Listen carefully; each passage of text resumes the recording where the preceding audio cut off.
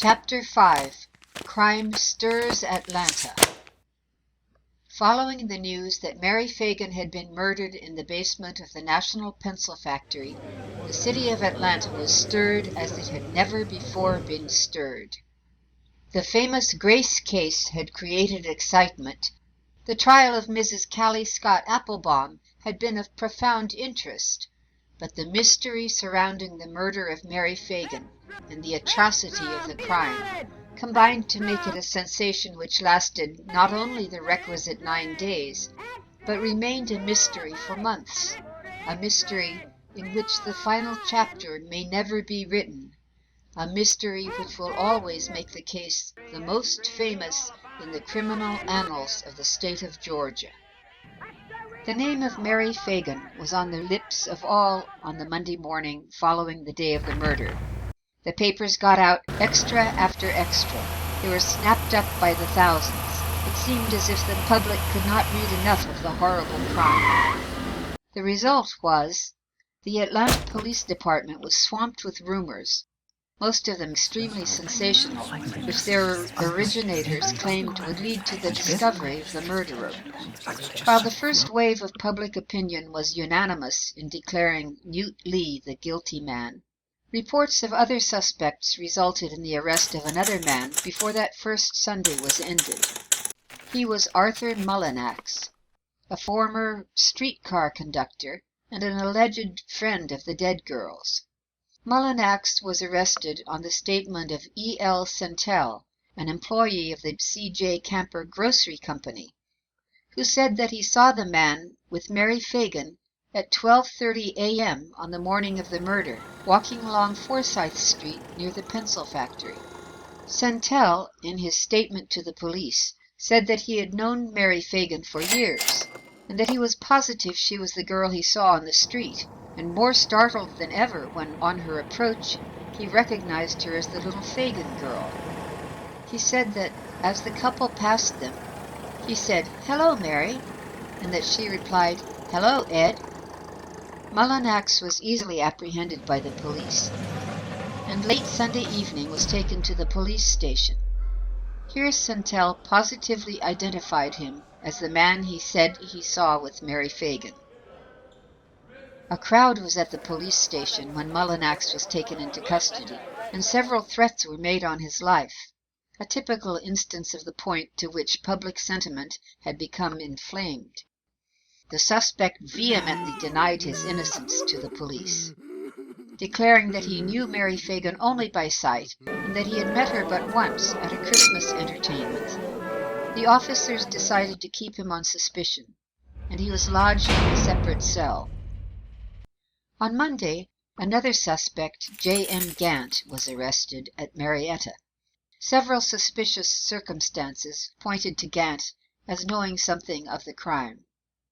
He was known to have been acquainted with Mary Fagan. He had been at the factory Saturday afternoon. He had formerly worked at the factory and was familiar with the building. Gant's sister, Mrs. F.C. Terrell, was located by officers at her residence, 28 East Linden Street, where she said Gant had stayed Friday night. She gave a conflicting account of his movements after that. Officers decided they were on the right track. Monday morning, Gant was arrested with a warrant charging him with being suspected of the murder of Mary Fagan, just as he stepped off the car at Marietta. He was brought to Atlanta and joined Lee and Mullenax in the station house. Gant told a straight story, admitting that he had been discharged from the factory several weeks before, that he went back Saturday to get some shoes he had left there, that in going to Marietta at that unfortunate time, he was merely following out some plans he had suggested to his mother many days before. On the morning following his detention, Gant sought to get out of jail by applying for a writ of habeas corpus, but before it could be acted on, both he and Mullenax were released on May 1st, following testimony at the coroner's inquest, by which each established a clear alibi. Mullenax was released largely owing to the testimony of his fiancée, Pearl Robinson, who came forward and said she was the girl seen with him by Centel. Gant was later subpoenaed as a witness at the trial, while Mullenax was discovered to know so little about the case that he was not even summoned as a witness.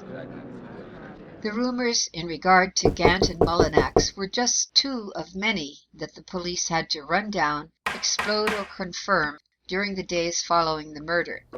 Tales of a girl being kidnapped in an automobile Saturday morning and drugged, of a girl with a red dress who said she knew something about the crime being seen at Marietta.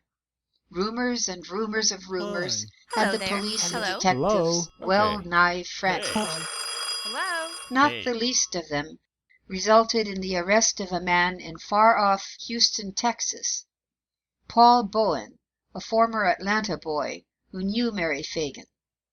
Bowen succeeded in providing an alibi on May 7th, the day after his arrest, without having to make the long trip back to Atlanta.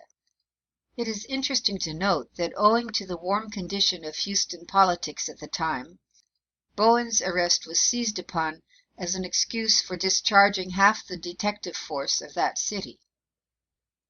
The police received alleged aid on the Monday following the murder, when it was announced that the pencil factory authorities had retained the services of local Pinkerton detectives to aid in running down the murderer. During that Monday, April 28th, there were so many rumors afloat that real progress on the Fagan case was but little. During the morning, the coroner's jury met with Coroner Paul Donahue in the metal room of the pencil factory and was impaneled. It immediately adjourned after viewing the body and the scene of the crime.